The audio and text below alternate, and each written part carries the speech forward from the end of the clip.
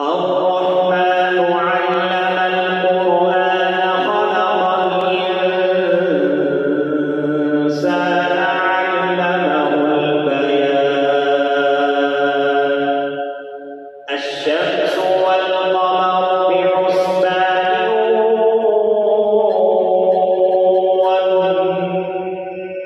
والنجم والشجر يسجدان والسماء رفعها ووضع الميزان ألا تطغوا في الميزان وأقيموا الوزن بالقسط ولا تخسروا الميزان والأرض وضعها للأنام فيها فاكهة والنخل ذات الأكمام والحب ذو العصف والريحان فبأي آلاء ربكما تكذبان خلق الإنسان من صلصال كالفخار وخلق الجان من مارج من نار فبأي آلاء ربكما تكذبان رب المشرقين ورب المغربين فبأي آلاء ربكما تكذبان مرج البحرين يلتقيان بينهما برزخ لا يبغيان فبأي آلاء ربكما تكذبان يخرج منهما اللؤلؤ والمرجان فبأي آلاء ربكما تكذبان وله الجوار المنشآت في البحر كالأعلام فبأي آلاء ربكما تكذبان كل من عليها فان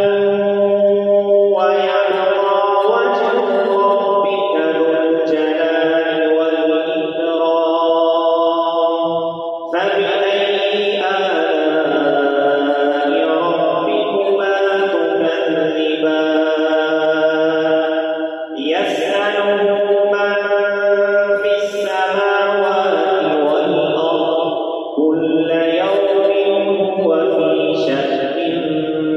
فبأي آلاء ربكما تكذبان